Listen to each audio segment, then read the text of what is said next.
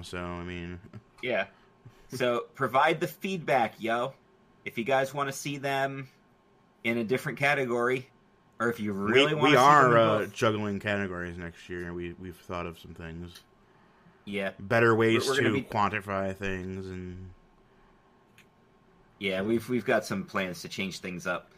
All right, what's up? What's next? Next up we have Debut of the Year. The Debut of the Year. Right, so last year's winner was Undisputed Era. Yeah. This year, by one vote, ooh, the winner is Ricochet. For Ricochet in NXT. And that is definitely where I voted. Excellent debut. Because Ricochet has been on fire since his debut. Who did he beat by one vote? Ronda Rousey. Well, again, another great debut. Yep. And I believe my vote actually did go to Ronda. Just because it was a shocking appearance. It had been rumored for a while, but it was still kind of cool to see it happen. And it didn't get spoiled like stuff like, oh, Kevin Nash is at the Boston airport. Yeah. And his hair's black. Yeah. But it was really cool to see both of them debut. And I would make an argument for both of them. So congratulations to Ricochet. Yeah, when it came to Ricochet, it was one of those deals where everybody wanted him in NXT, and when it finally happened, it was like, yes. It was also really cool to see because that had been rumored for a really, really long time, and it was rumored to the point where you were convinced it wasn't going to happen. Yes. Like, that's all they do is talk about signing Ricochet, and they're just not. And then he did the crowd appearance. All of a sudden, it's like, holy crap, Ricochet's at the NXT show. And even better, they haven't held him back that much. They've allowed him to do his thing. He did a double moonsault off a cage. He did a flip over the top rope and mounted it perfectly. Yeah, that's don't hold back Ricochet. You don't have to. No. Awesome. Well, good for him, and good for Ronda for coming in second. Again, another excellent debut. And honestly, other than those two, I don't think anybody else's debuts even compared. There's three others that got one vote. So that's how that went. Crazy. Yeah. All right. Well, moving on from there, we have our next category. It is Call-Up of the Year. Yes. Them NXT calls up. All right, last year's winner was Shinsuke Nakamura. Which sadly didn't go that well. But it's been okay. I mean, he ended up winning the Rumble this year. He, however, lost his U.S. title this week. Rusev. On Rusev Day of all. On Rusev Day. You know what? We're recording on Rusev Day. This award show is on Rusev Day. Fantastic. Rusev would be so proud. Happy Rusev Day to all. So this year's Call-Up of the Year is Ember Moon. Good choice. Good choice, yeah. In fact, I think that's who I ended up going with. That's who I went with as well. I went with AOP because they won the tag titles. My only issue with AOP is that other than that brief tag title run, they really haven't done anything. So, which is not to say anything against them, of course, but they were kind of treading water for a little bit. I feel like Ember Moon, despite the fact that I think she's being underutilized, because she has done the most. Yeah. I mean, very happy to see Ember Moon in that light. They've been running with her quite hot lately. I'm using her in CKCC Web Wrestling when I do my women's title tournament, tag titles. She's, however, teaming with Naomi because I needed to find a partner for Naomi, and I couldn't use Asuka because I have Asuka with Kairi. And then the other option would be apparently she's forming a tag team with Lana. in real life for the real women's tag titles. So okay, that's what I heard. With Lana. Yeah, I think the Naomi Asuka tag team would have been better, but now that she's women's champ, I guess that idea's kind of out. Yeah, I suppose so. Make the 2 champions tag for the tournament. That'd be cool. That team wouldn't be beatable. Asuka and Ronda? Yeah, I don't think so. Oh, yeah. All right. Anyway. So, our next award up is Comeback of the Year. Welcome back, y'all. Welcome back, Connor. So, last year's winner was Drew McIntyre? And this year's winner is also Drew McIntyre.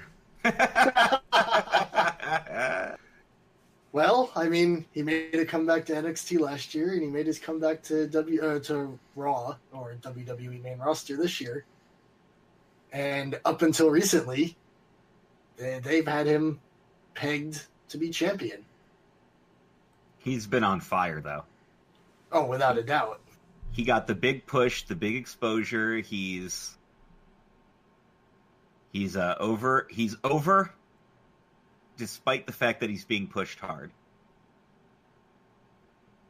And Yeah, not everybody can say that. Something I've read recently said that his push has now been withdrawn. But Well, he lost to Finn, right? So, yeah, Which helps. Well, it does help get Finn over. most certainly does. Considering the newest rumors are Finn is now the one in line for the push.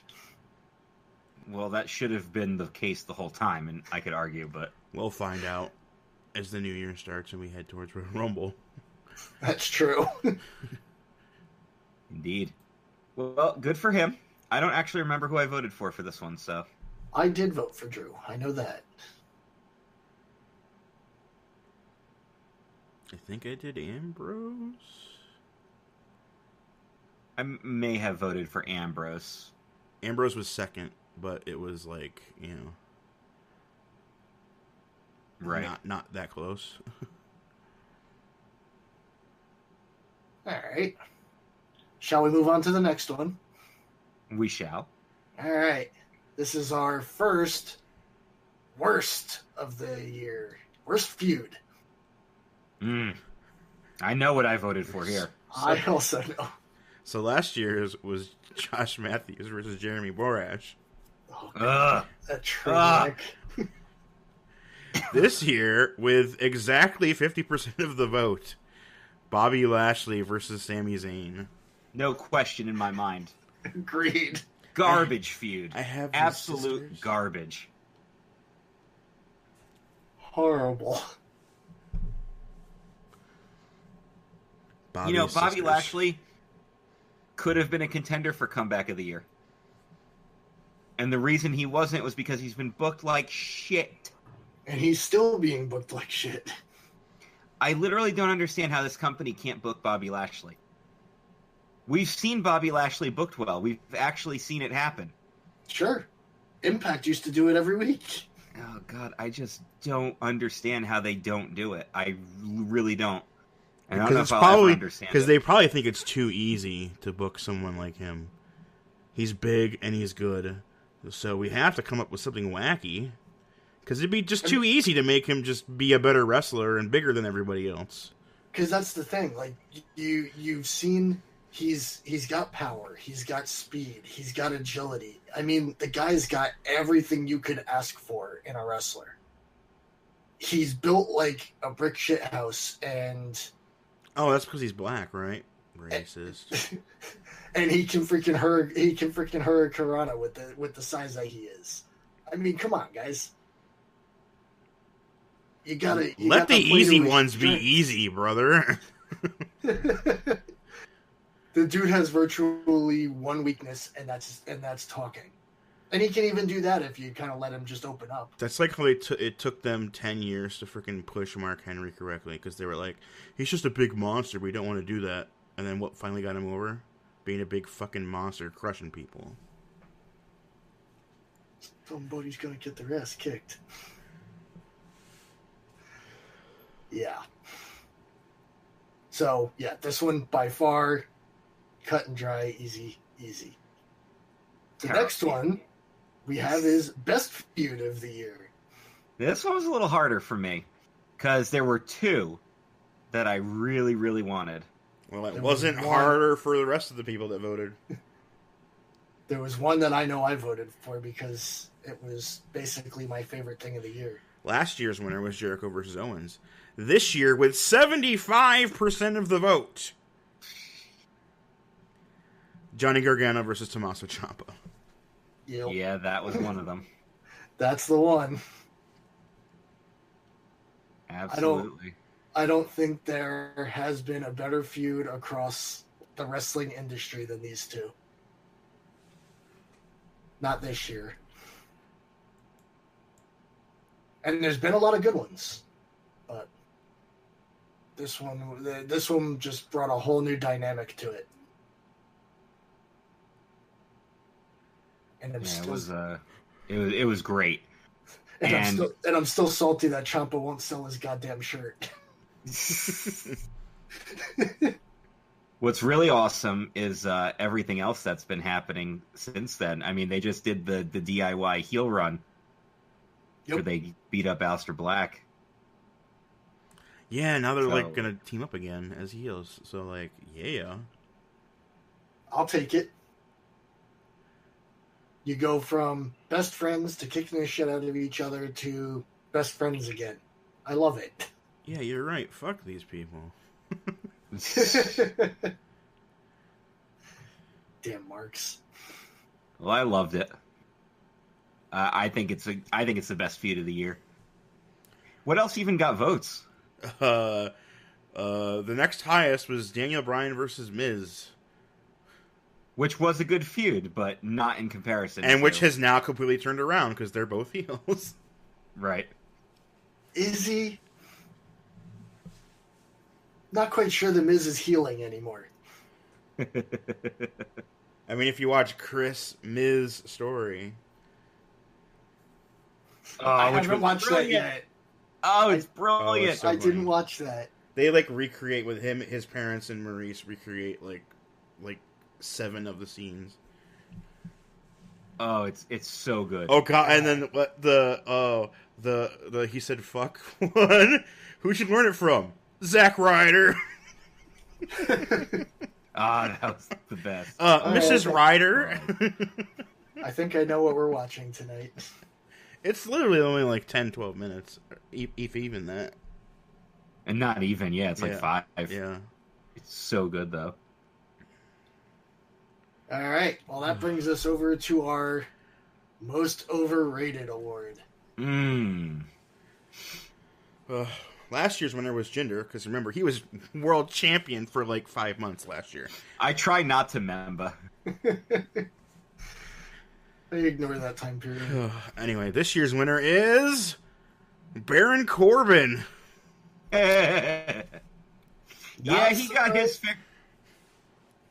his fair share of screen time, that's for sure. Yeah, especially considering he spent, 7 months of this year, maybe even more, as the main star of Raw. Yeah. I'll be honest, he did not get my vote, but... Who'd you say was overrated? Charlotte. Charlotte is also overrated, but at least she can have good matches. I still have yet to see a good Baron Corbin match. I don't know about that. Thought his matches with Finn were pretty good. Yeah, but Finn can make anybody look good. Sure. It's almost cheating. That's what you gotta do. Take the easy way when you can, brother. Again with the easy mode. Yeah. True story, bros. You don't have to overcomplicate things just to overcomplicate things. Keep it simple, stupid. Exactly. Use the kiss rule. All right. Well, we'll move from overrated to underrated.